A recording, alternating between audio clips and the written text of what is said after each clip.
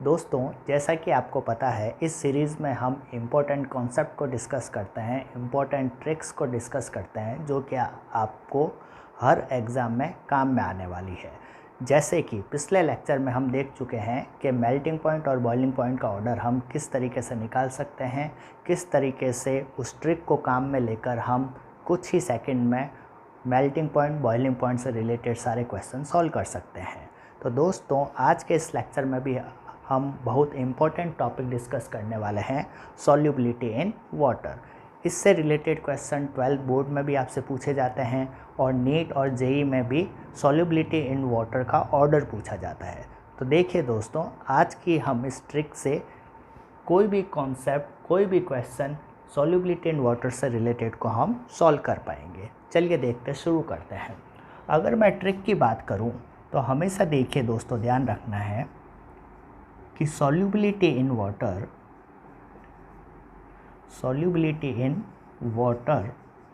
Directly proportional होता है extent of hydrogen bonding with water. अगर कोई कंपाउंड वाटर के साथ हाइड्रोजन बॉन्डिंग बना सकता है तो वो कंपाउंड वाटर में हाईली सॉल्युबल होगा। तो मैं क्या बोलूँगा, solubility in water is directly proportional to extent of hydrogen bonding with water। अगर कोई कंपाउंड वाटर के साथ इंटरमॉलिक्यूलर हाइड्रोजन बॉन्डिंग बना सकता है तो वो कंपाउंड वाटर में हाईली सॉल्युबल होगा। क्लियर।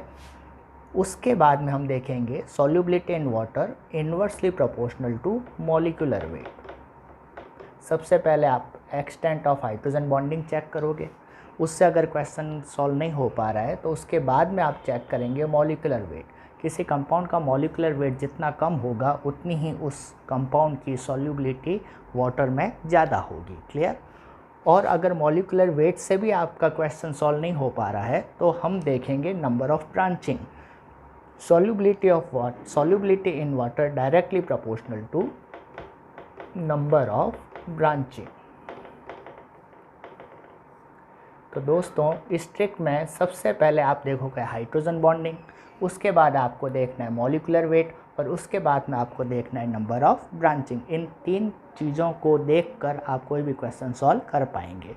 देखिए, हम कुछ एग्जांपल से ये ट्रिक समझते हैं और आप खुद समझ जाओगे कि कितनी इजी और कितनी बेसिक ट्रिक है ये। देखिए, आपसे जनरली क्वेश्चन में पूछा जाता है कि जो अल्कोहल होते हैं वो वाटर में सॉल्यूबल होते हैं जबकि ईथर वाटर में सॉल्यूबल नहीं होते। तो हम सबसे पहले देखेंगे हाइड्रोजन बॉन्डिंग पर बेस्ड क्वेश्चन, उसके बाद में हम मॉलिक्यूलर वेट और नंबर ऑफ ब्रांचिंग पर बेस्ड क्वेश्चन हम देख लेंगे। और इससे आप ये भी समझ जाओगे इन क्वेश्चन से कि क्यों डायरेक्टली प्रोपोर्शनल का रिलेशन आ रहा है और क्यों इन्वर्सली प्रोपोर्शनल का रिलेशन आ रहा है। ठीक है, चलिए देखते हैं। देखिए, क्वेश्चन आता है कि alcohol are soluble in water. क्यों होगा भाई, आपको खुद को पता है कि जो अल्कोहल होता है वो वाटर के साथ इंटरमॉलिक्यूलर हाइड्रोजन बॉन्डिंग बना सकता है। क्यों बना सकता है, हमें पता है वाटर के मॉलिक्यूल में ऑक्सीजन की जो इलेक्ट्रोनेगेटिविटी होती है वो हाइड्रोजन से ज़्यादा होती है। Electronegativity of oxygen is greater than hydrogen. तो इलेक्ट्रोनेगेटिविटी ऑक्सीजन का ज़्यादा होने का मतलब ये हुआ कि जो ऑक्सीजन है वो बॉन्ड के इलेक्ट्रॉन को ज़्यादा अपनी तरफ अट्रैक्ट करेगा। तो ऑक्सीजन के ऊपर इलेक्ट्रॉन बढ़ जाएंगे, यानी मैं बोलूँगा इलेक्ट्रॉन की तरफ इलेक्ट्रॉन ज़्यादा अट्रैक्ट होंगे। तो ऑक्सीजन के ऊपर कौन सा चार्ज आ जाएगा, पार्शियल नेगेटिव चार्ज। और हाइड्रोजन की इलेक्ट्रोनेगेटिविटी कम होने के कारण हाइड्रोजन से इलेक्ट्रॉन दूर हो रहे हैं, तो हाइड्रोजन के ऊपर कौन सा चार्ज आ जाएंगे, partial positive charge. Clear. Partial को डेल्टा से रिप्रेजेंट किया जाता है, आपको पता ही होगा। ठीक, ये कॉन्सेप्ट अल्कोहल के साथ भी होगा। अल्कोहल में भी ऑक्सीजन और हाइड्रोजन है, ऑक्सीजन की इलेक्ट्रोनेगेटिविटी हाइड्रोजन से ज़्यादा है, जिसके कारण बॉन्ड के इलेक्ट्रॉन ऑक्सीजन की तरफ ज़्यादा शिफ्ट होंगे। तो ऑक्सीजन के ऊपर पार्शियल नेगेटिव चार्ज और हाइड्रोजन के ऊपर पार्शियल पॉजिटिव चार्ज आ जाएगा।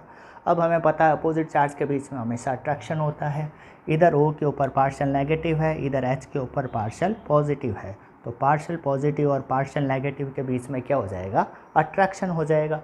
और इसी अट्रैक्शन को हम क्या बोलते हैं, हाइड्रोजन बॉन्डिंग बोलते हैं। इसी अट्रैक्शन को हम क्या बोलते हैं, हाइड्रोजन बॉन्डिंग। हाइड्रोजन बॉन्डिंग में बेसिकली होता क्या है, जो हाइड्रोजन एटम है वो दो हाई इलेक्ट्रोनेगेटिव एटम के बीच में ब्रिज का काम करता है। हाइड्रोजन एटम दो हाई इलेक्ट्रोनेगेटिव एटम के बीच में ब्रिज का काम करता है। क्लियर? तो हम ये देख रहे हैं कि अल्कोहल और वाटर के बीच में अट्रैक्शन पाया जा रहा है। किसके कारण हो रहा है ये अट्रैक्शन? हाइड्रोजन बॉन्डिंग के कारण। तो दिखती बात है, जब वाटर और अल्कोहल के बीच में अट्रैक्शन होगा तो वाटर में अल्कोहल सॉल्यूबल ही होगा। क्लियर? तो इसका आंसर क्या हुआ कि अल्कोहल और वाटर के बीच में इंटरमोलिकुलर हाइड्रोजन बॉन्डिंग पाई जाती है, जिसके कारण अल्कोहल वाटर में सॉल्यूबल होगा। क्लियर? अब अगर मैं बात करूं ईथर की, ईथर क्या होता है? ROR।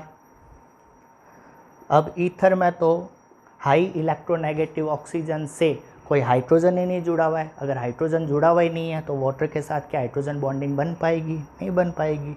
तो ईथर के केस में नो हाइड्रोजन बॉन्डिंग। अगर हाइड्रोजन बॉन्डिंग नहीं होगी तो ईथर वाटर में सॉल्यूबल नहीं होगा, जबकि अल्कोहल वाटर के साथ हाइड्रोजन बॉन्डिंग बना सकता है। तो वाटर और अल्कोहल मॉलिक्यूल के बीच में अट्रैक्शन होगा, जिसके कारण अल्कोहल वाटर में सॉल्यूबल हो जाएगा। क्लियर? अब यहाँ पे एक चीज़ आप ये भी ध्यान रखिएगा, चूँकि हाइड्रोजन बॉन्डिंग की बात चली रही है तो ये ध्यान रखिएगा, हाइड्रोजन बॉन्डिंग तभी बनेगी जब हाइड्रोजन एटम किसी हाई इलेक्ट्रोनेगेटिव एटम से जुड़ा हो, हाई इलेक्ट्रोनेगेटिव एटम से डायरेक्टली जुड़ा हुआ हो। और वो हाई इलेक्ट्रोनेगेटिव एटम कौन कौन से होने चाहिए? या तो फ्लोरीन या ऑक्सीजन या फिर नाइट्रोजन। अगर हाइड्रोजन FO या N से डायरेक्टली अटैच है तभी वो हाइड्रोजन बॉन्डिंग में पार्टिसिपेट कर सकता है, वरना नहीं कर सकता। इधर देखिए, ये हाइड्रोजन ऑक्सीजन से जुड़ा हुआ है, हाई इलेक्ट्रोनेगेटिव है, और ऑक्सीजन अपने लिस्ट में आ रहा है, इसलिए ये हाइड्रोजन इस टाइप की हाइड्रोजन बॉन्डिंग में इन्वॉल्व हो रहा है। अगर हाइड्रोजन FO और N से डायरेक्टली अटैच नहीं है तो वहाँ कभी भी हाइड्रोजन बॉन्डिंग नहीं होगी। तो इस कॉन्सेप्ट का विशेष ध्यान रखिएगा। क्लियर? तो इससे आप समझ गए होंगे कि जितनी ज़्यादा हाइड्रोजन बॉन्डिंग बढ़ेगी उतनी ही सॉल्युबिलिटी इन वाटर ज़्यादा होगी। और हाइड्रोजन बॉन्डिंग किसके साथ होनी चाहिए? वाटर के साथ होनी चाहिए, ये आप ध्यान रखिएगा। क्लियर? अब देखिए दूसरा एग्जाम्पल हम और देखते हैं। देखिएगा, अगर मैं बात करूँ एमीन की। क्लियर? एमीन में हम देख लेते हैं 1 degree amine, 2 degree amine and 3 degree amine. तो आप मुझे ये बताइए वाटर में सॉल्युबिलिटी किसकी ज़्यादा होगी?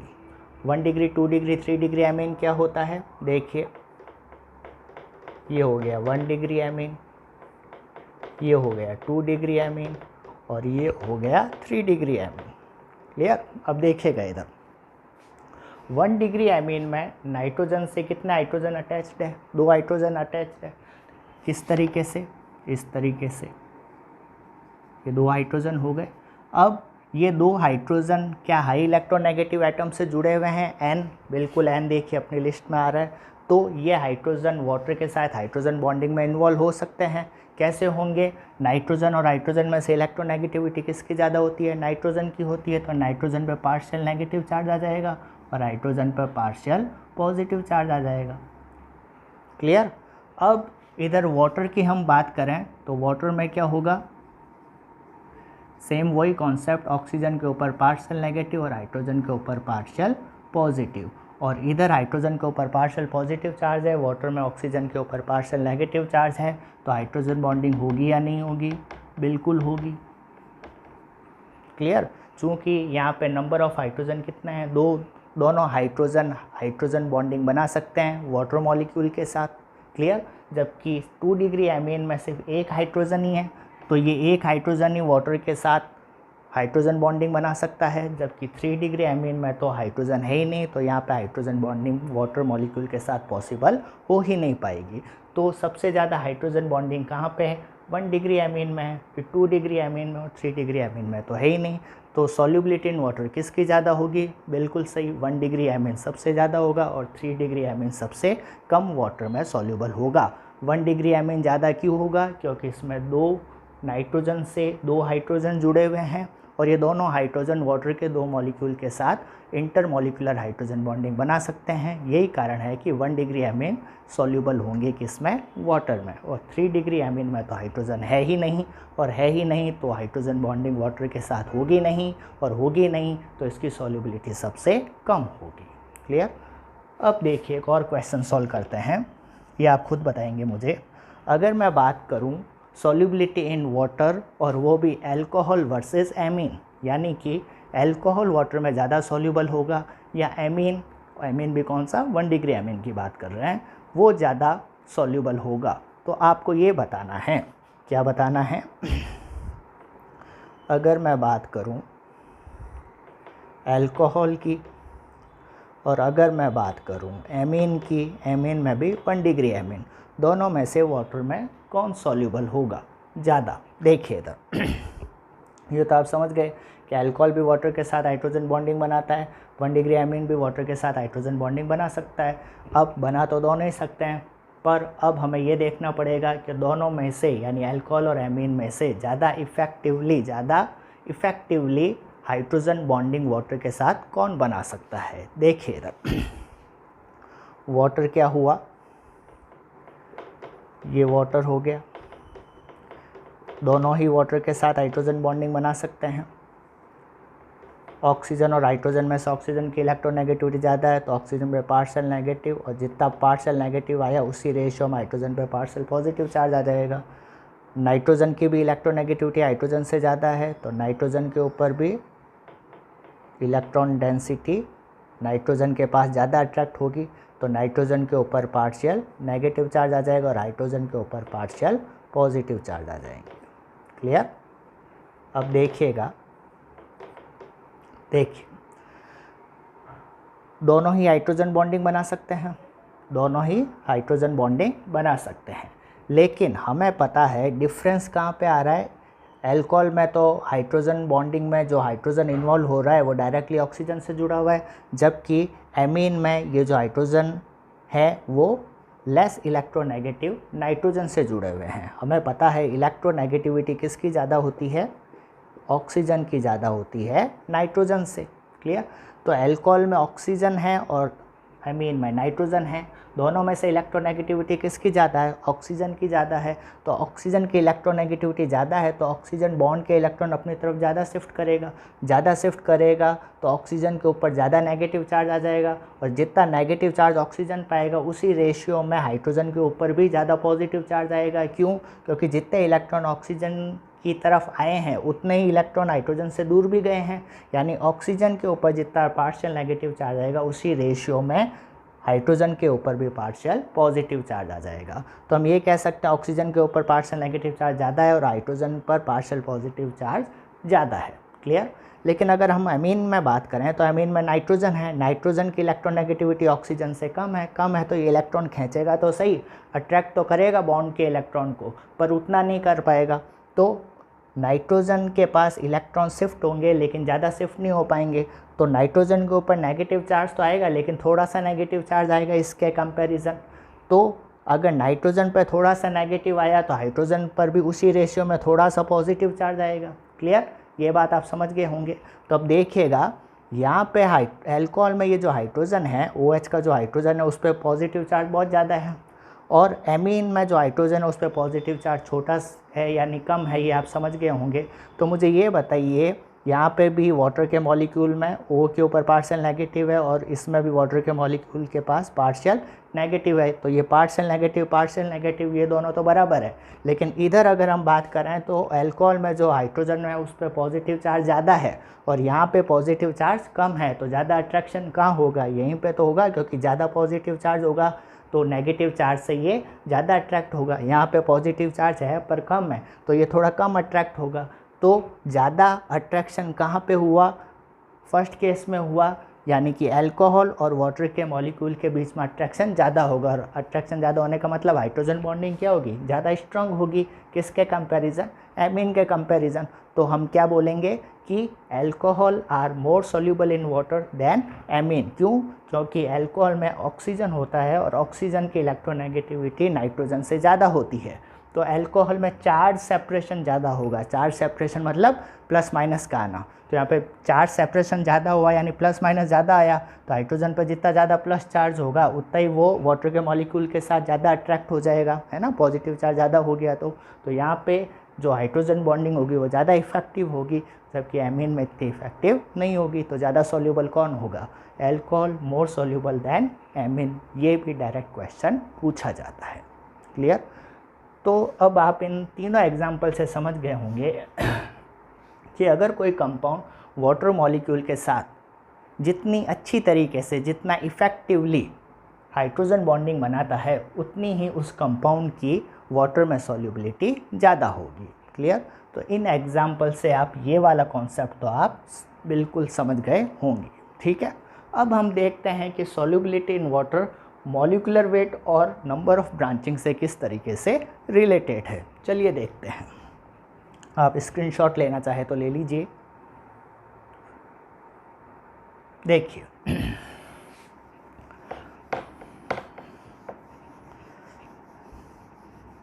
बहुत ही इंटरेस्टिंग बातें हैं भाई, पूरा ध्यान दीजिएगा और आप देखिएगा सारे क्वेश्चन आप खुद ब खुद कर लेंगे।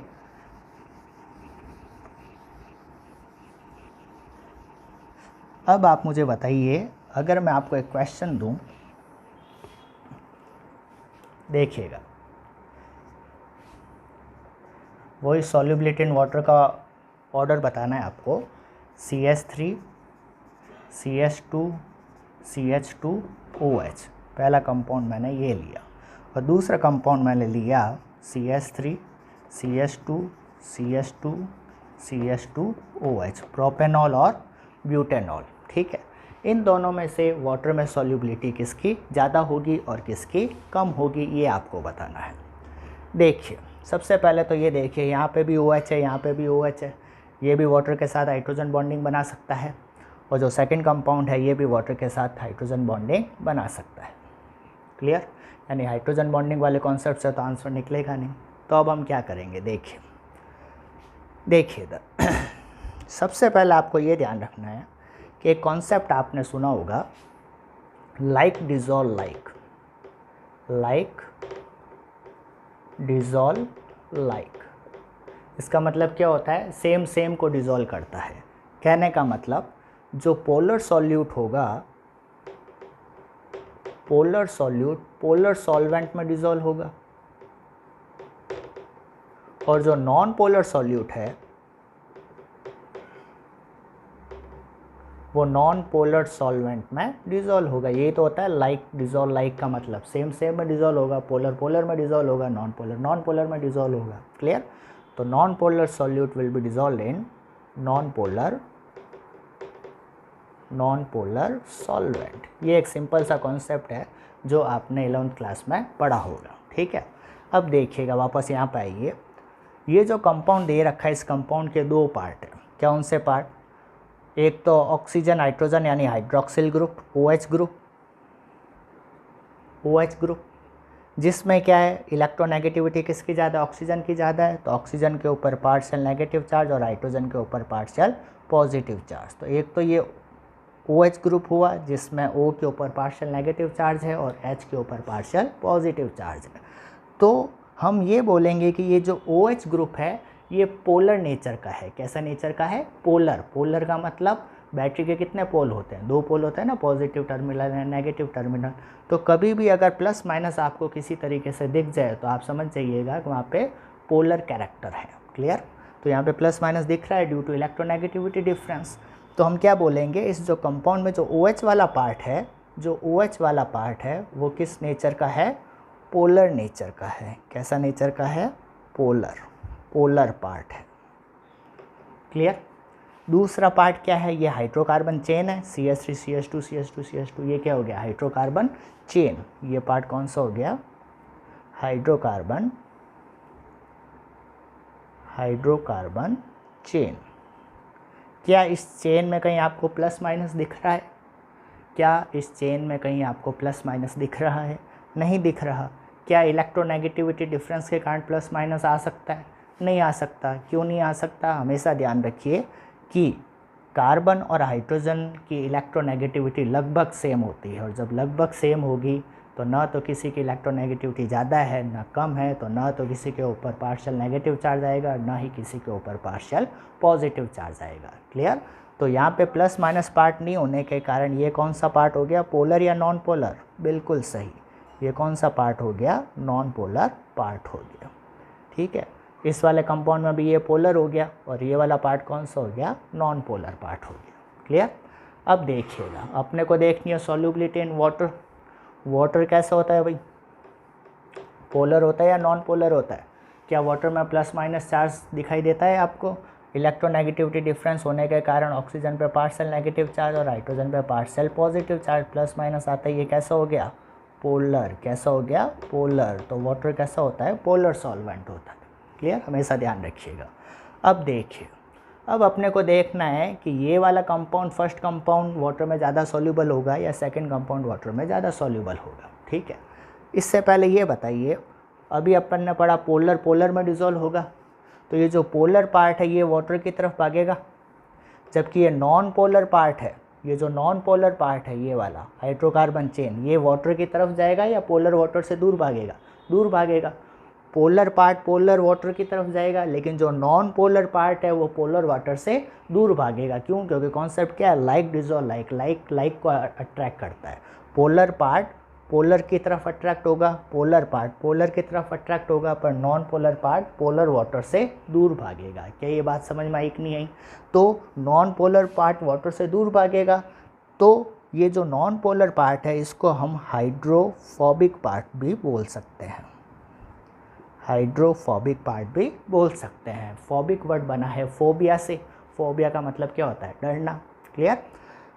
और जबकि पोलर पार्ट ये पोलर वाटर की तरफ अट्रैक्ट होगा, पोलर पार्ट पोलर वाटर की तरफ क्या होगा, अट्रैक्ट। क्यों? क्योंकि like dissolve like, like attract करता है लाइक को। ठीक है, तो ये वाटर की तरफ भागेगा, इसलिए इस पोलर पार्ट को हम बोलेंगे हाइड्रोफिलिक पार्ट, हाइड्रोफिलिक पार्ट। क्या ये बात समझ में आई या नहीं? दोनों में ही OH ग्रुप को पोलर पार्ट बोलते हैं और दोनों में ही ये जो OH ग्रुप है ये हाइड्रोफिलिक पार्ट कहलाएगा, जबकि जो ये हाइड्रोकार्बन चेन है ये नॉन पोलर पार्ट कहलाएगी, और इसी को हम हाइड्रोफोबिक पार्ट भी बोल सकते हैं। क्लियर? अब इधर देखिए, अब हमें देखना है ये वाटर की तरफ, ये कंपाउंड वाटर की तरफ ज़्यादा जाएगा या ये ओवरऑल कंपाउंड वाटर की तरफ ज़्यादा जाएगा। तो देखिए, फर्स्ट और सेकंड कंपाउंड में OH OH तो सेम है, यानी इससे तो हम डिफरेंस नहीं निकाल सकते। डिफरेंस कहाँ पे है कि फर्स्ट वाले कंपाउंड में नॉन पोलर पार्ट छोटा है, जबकि सेकंड कंपाउंड में नॉन पोलर पार्ट बड़ा है। ठीक है, अब देखिए, अगर नॉन पोलर पार्ट छोटा होगा, लेस इफेक्टिव होगा, तभी तो ये ओवरऑल कंपाउंड पोलर वाटर की तरफ जाएगा, जाएगा या नहीं जाएगा? कॉन्सेप्ट क्या है, लाइक डिजॉल्व लाइक। तो ये कंपाउंड आसानी से वाटर की तरफ तब जाएगा क्योंकि वाटर पोलर सॉल्वेंट है ना, तो पोलर पार्ट इफेक्टिव होना चाहिए और नॉन पोलर पार्ट कम इफेक्टिव होना चाहिए, छोटा होना चाहिए, तब ये कंपाउंड वाटर में आसानी से सॉल्यूबल हो जाएगा। ये बात आप समझ गए? तो इन दोनों में देखिए कि नॉन पोलर पार्ट किस में छोटा है, किस में लेस इफेक्टिव है। इस वाले कंपाउंड में नॉन पोलर पार्ट क्या है, छोटा है ना, तो नॉन पोलर पार्ट छोटा होने के कारण ये वाला कंपाउंड जो है ये वाटर की तरफ ज़्यादा अट्रैक्ट होगा। क्यों? क्योंकि नॉन पोलर पार्ट छोटा है, जबकि यहाँ पे नॉन पोलर पार्ट बड़ा होने के कारण ये वाटर की तरफ इतना अट्रैक्ट नहीं हो पाएगा।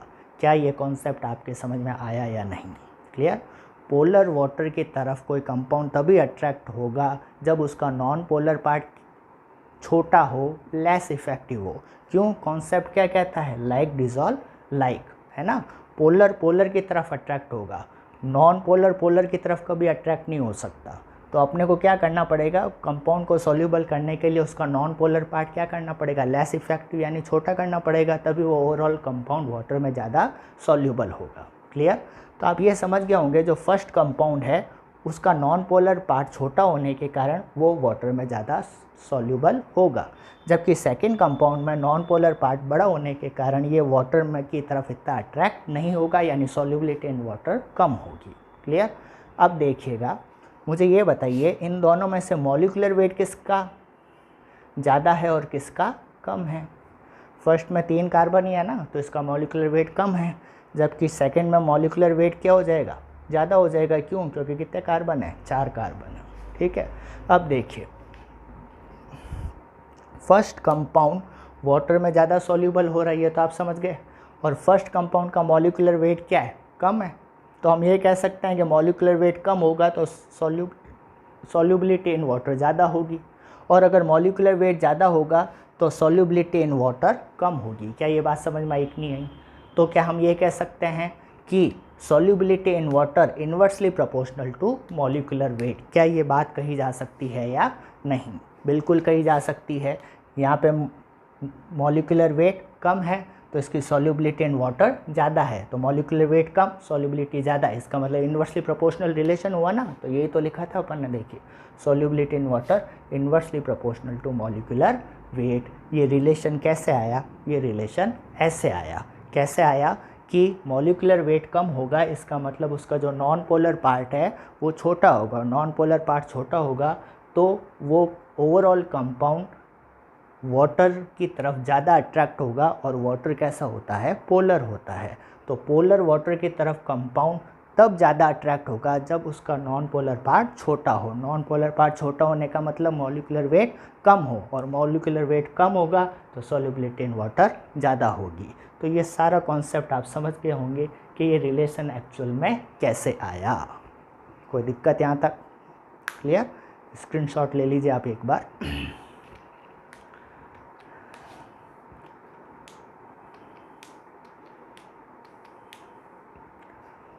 ठीक है, चलिए अब आपको एक और क्वेश्चन देता हूँ, देखिएगा।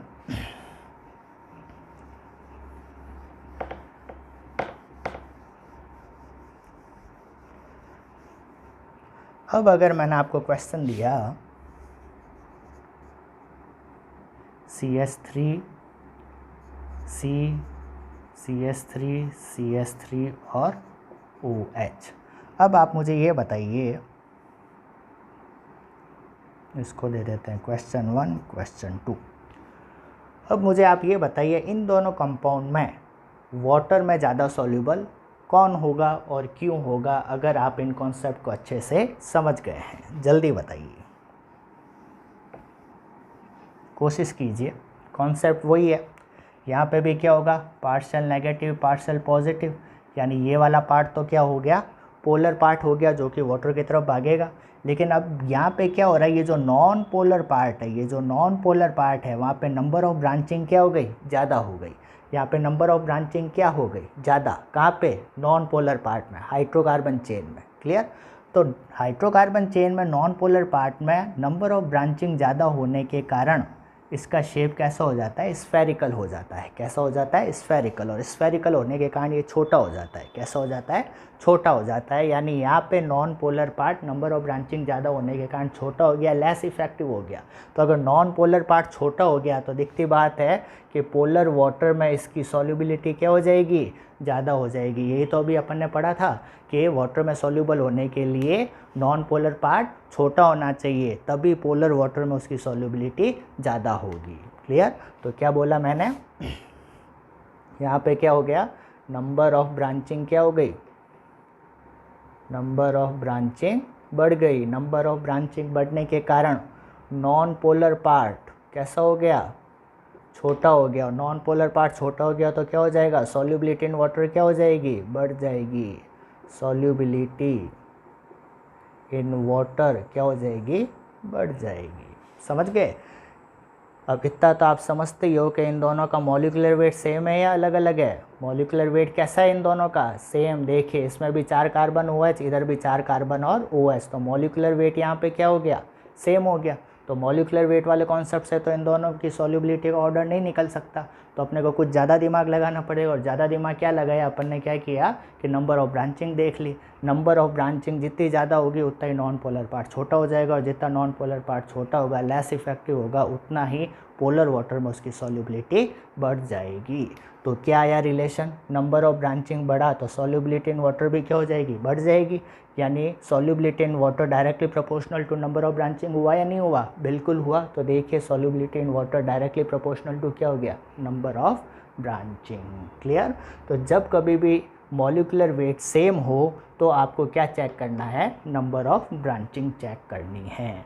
अब उम्मीद करता हूँ कि सारे कॉन्सेप्ट आपके समझ में आ गए होंगे कि एक्चुअल में ये रिलेशन आया कैसे, ये ट्रिक एक्चुअल में आई कैसे। आपको तो बस जब भी ऑर्डर आए ये ट्रिक आपको ध्यान रखनी है, जिसमें सबसे पहले आपको देखना है हाइड्रोजन बॉन्डिंग।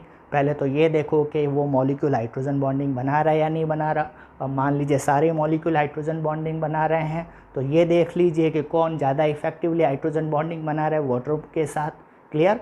अगर उससे भी आंसर नहीं निकले फिर आप चेक करोगे मॉलिक्यूलर वेट। अगर मॉलिक्यूलर वेट से भी नहीं निकल रहे, यानी सब कई मॉलिक्यूलर वेट सेम आ रहे हैं, तो आप क्या चेक करोगे? Number of branching. तो सीक्वेंस ध्यान रखना, पहले हाइड्रोजन बॉन्डिंग चेक करनी है, फिर मॉलिक्यूलर वेट चेक करना है, and if molecular weight are same then we will check number of branching. क्या ये कॉन्सेप्ट समझ में आया या नहीं? क्लियर? अब अगर क्वेश्चन समझ में आ गया है तो मैं अब आपको कुछ क्वेश्चन दे रहा हूँ, आपको खुद को सॉल्व करके बताना है। एक बार स्क्रीनशॉट ले लें।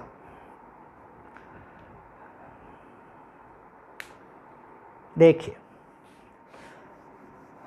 अब आप खुद दिमाग लगाइए, कोशिश कीजिए और देखते हैं कि आप खुद क्वेश्चन सॉल्व कर पाते हैं या नहीं।